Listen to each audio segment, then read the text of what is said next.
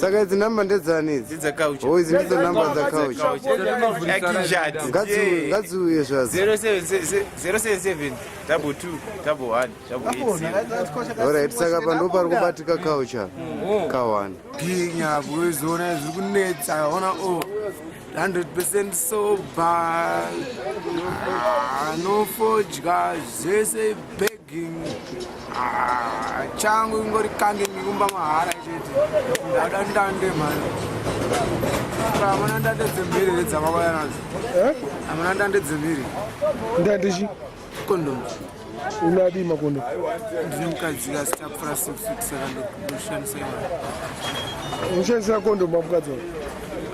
At one point I should do that because she can get pregnant again.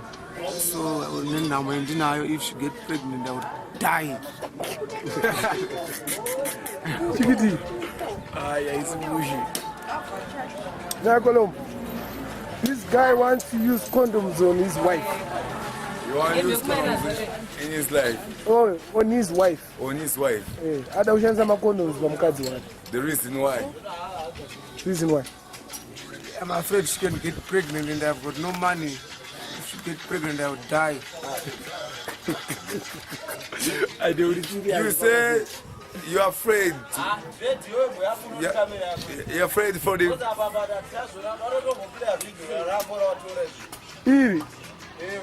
You're afraid of what? If she get pregnant. You don't want her to get pregnant. You don't want bear fruit. You don't want bear a fruit on the earth. You don't want plant the seed. No. I've got 3 seeds already, 2 seeds already. I don't want the third one. You don't want the third one. So what can we call this kind of affair? It's just love. So she's not your wife then. So why are you scared? The last born daughter is so far 20 days old. Your child is 20 days old? Yes. Oh. But you know, there's those kind of implants and things that you can take 10 years without birth, or 5 years. There's a period. They're not dangerous. They'll boost her body, and if those things expires, she will shrink. Numb like that, man.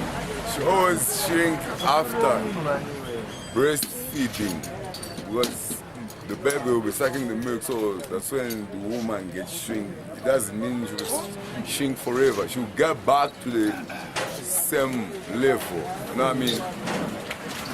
Manorasa Magribhi, hey, utati nezhara kumbare kunoki mara norasa chikafu. What is it? Mira,